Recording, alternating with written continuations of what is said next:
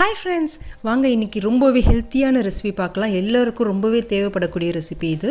கஷாயம் தான் gold, cough, fever, headache, இண்டிgestion ப்ராப்ளம்னு எல்லாத்துக்குமே இந்த ஒரு கஷாயம் போதும். 100% இது ரொம்ப எஃபெக்டிவாக இருக்குங்க. கண்டிப்பாக ட்ரை பண்ணி பாருங்கள். குழந்தைங்க ரொம்ப விரும்பி குடிச்சிடுவாங்க. அந்தளவுக்கு டேஸ்ட்டாகவும் இருக்கும். இதுக்கு தேவையான பொருட்கள் என்னென்னு பார்த்துக்கலாம். 2 பேருக்கு இப்போ நான் செய்ய போகிறேன். 1 டேபிள் ஸ்பூன் அளவுக்கு சீரகம் எடுத்துக்கோங்க. 1 டேபிள் ஸ்பூன் அளவுக்கு மிளகு, 1 இன்ச் அளவுக்கு இஞ்சி எடுத்துக்கிறேன்.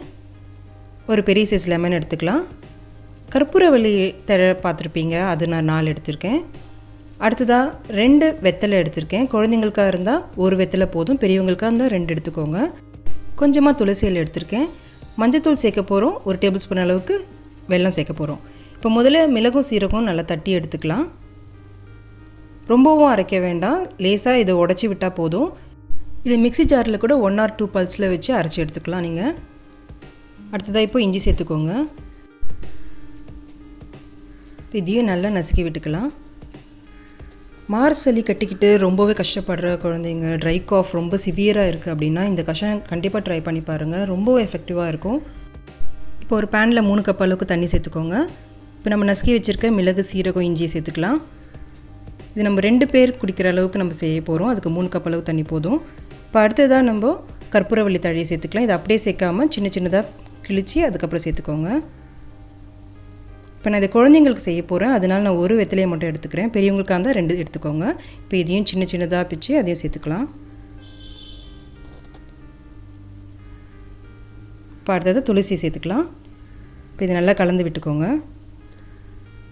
இப்போ இது நல்லா கொதி வரணும். ஒரு 5 நிமிஷத்துக்கு இது நம்ம கொதிக்க வைக்க போகிறோம். 3 கப் தண்ணி சேர்த்துருக்கோம் இல்லையா, இது 2 கப் வர அளவுக்கு சுண்டி வரணும். அந்தளவுக்கு இது கொதி வரணும். ஒரு தட்டு போட்டு மூடி ஒரு 5 நிமிஷத்துக்கு இதை ஹை ஃப்ளேமில் வச்சு கொதிக்க வைக்கலாம். இப்போ 5 நிமிஷம் ஆகிடுச்சு பாருங்கள், நல்லா சுண்டி வந்திருக்கு. 2 கப் அளவுக்கு இது நல்லா சுண்டி வந்திருக்கு. இது நல்லா கலந்து விட்டுக்கலாம். இது நான் இப்போ குழந்தைங்களுக்கு செய்கிறேன் இல்லையா, அதனால் நான் 1 டேபிள் ஸ்பூன் அளவுக்கு நாட்டு சக்கரை எடுத்திருக்கேன். நாட்டு சக்கரை இல்லைனா வெல்லமும் சேர்த்துக்கோங்க. இது ஆப்ஷனல் தான், உங்களுக்கு வேண்டாம்னா இதை ஸ்கிப் பண்ணிக்கலாம். இப்போ இது நல்லா கலந்து விட்டு நம்ம ஸ்டவ் ஆஃப் பண்ணிடலாம். இதை உடனே குடிக்கக்கூடாதுங்க, இது நல்லா மசாலா ஊறி வரணும். அதனால் 15லேருந்து 20 நிமிஷம் வரைக்கும் இதை தட்டு போட்டு மூடி அப்படியே விட்டுடலாம். இது 15 நிமிஷத்துக்கு இது அப்படியே இருக்கட்டும். இப்போ நம்ம இதை வடிகட்டி எடுத்துக்கலாம்.